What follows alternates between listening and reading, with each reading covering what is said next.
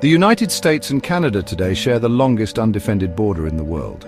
They are close allies and partners. It's easy to forget that their relationship was not always so amicable.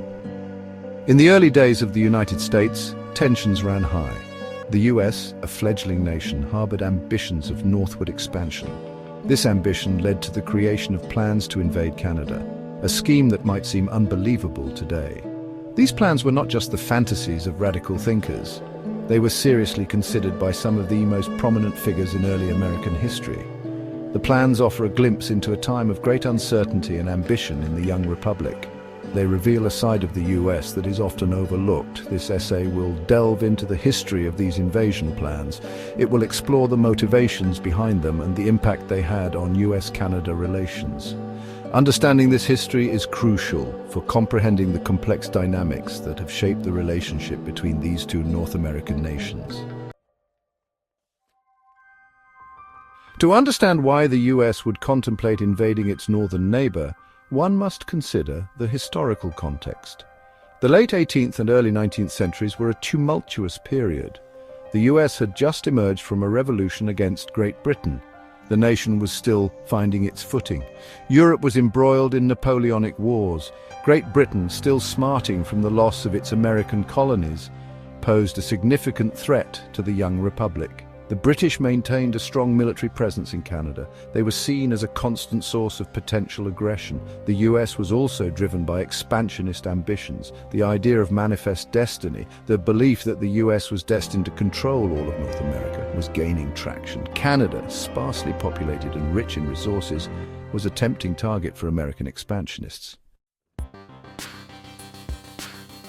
Among those who envisioned a North America dominated by the United States was Thomas Jefferson. A staunch advocate for westward expansion, Jefferson believed that Canada's absorption into the US was inevitable. He saw it as a natural progression of American growth and influence. He was convinced that the Canadians, many of whom were of American origin, would welcome the US Army as liberators. Jefferson's vision was shared by other influential figures in the government. James Madison, James Monroe and Henry Clay all saw strategic value in controlling Canada. They argued that it would eliminate the British threat from the north. It would also provide the US with valuable resources and control over crucial waterways. These expansionist aspirations were fueled by a sense of national pride and a belief in American exceptionalism. The leaders of the young republic were convinced of their destiny to create a continental nation. They saw Canada as a missing piece in this grand puzzle.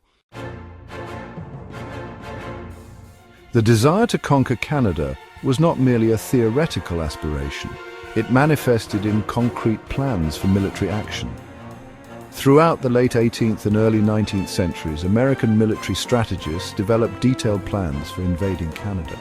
These plans outlined invasion routes, troop deployments, and potential targets.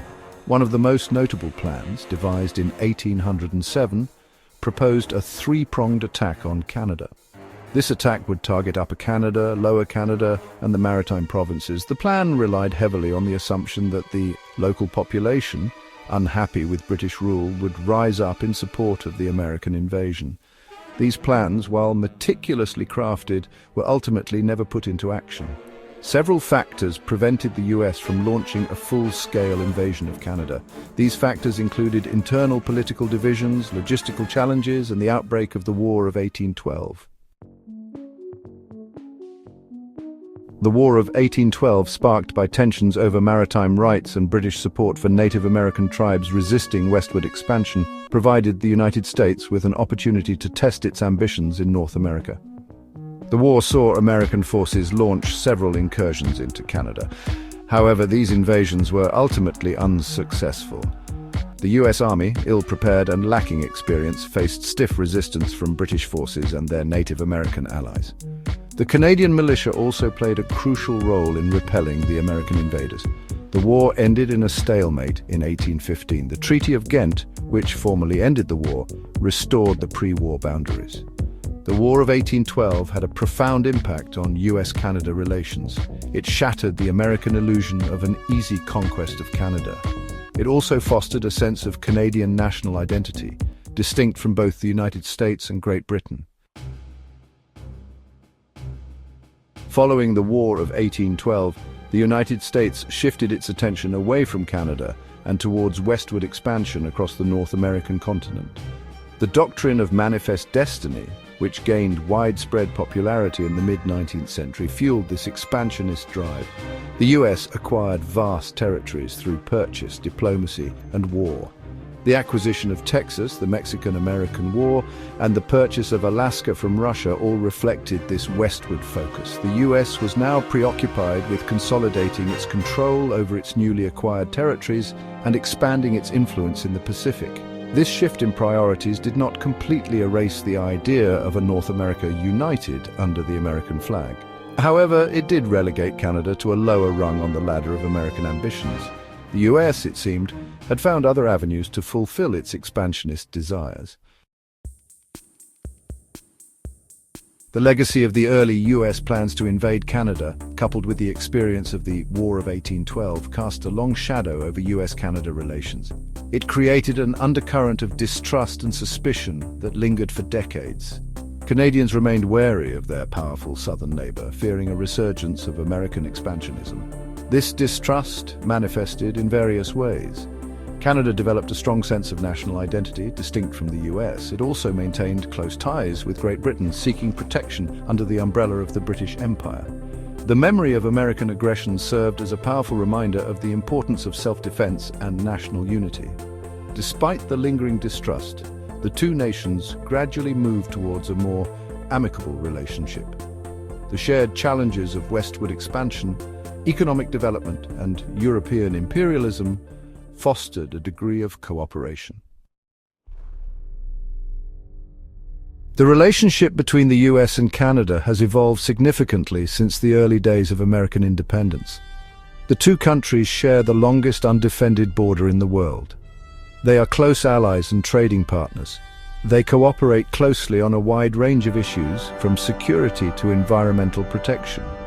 However, the history of the US invasion plans serves as a reminder of the complex and often fraught dynamics that have shaped the relationship between these two North American neighbors.